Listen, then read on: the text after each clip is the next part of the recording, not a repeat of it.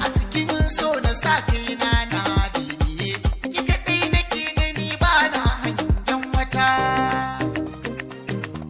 Wannan haka yake. Barka da zuwa tashar Aminu Taku TV a dandalin YouTube. Sannan ne muku albishir da cewa zan riga kawo muku sinkin baituka.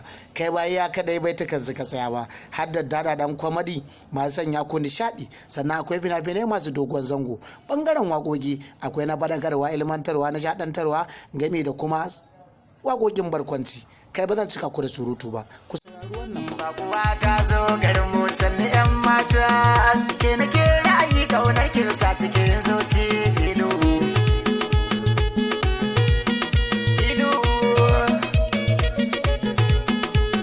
Ubar dan Allah na huta bani son kaudi, ina da aure na rage mata saka na yau kaura da garin mu.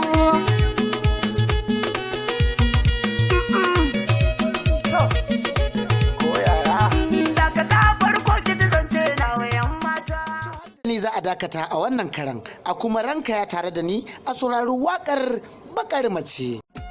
Ga tambarin bakar mace, yau gashi na dawo sai ku rausaya mata. Ga tambarin bakar mace, yau gashi na dawo sai ku rausaya mata. Bangaren soyayya sai na ce a cikin idanu. Idanu na hango su da kauna, ɗaki yayi dauki ba ki bayyana ba. A cikin idanu na hango su da kauna, ɗakin ka yayi nauyi baka bayyana ba.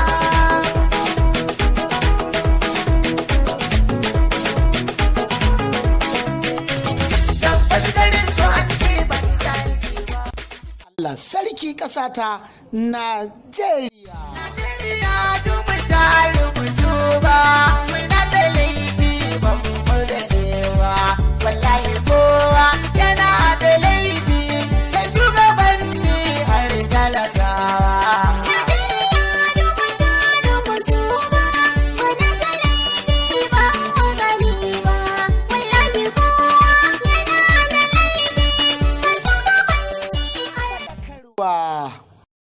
Hausawa ku kiyaye yara har da iyaye, cuta ba mutuwa ba ce bara ba sana'a ba.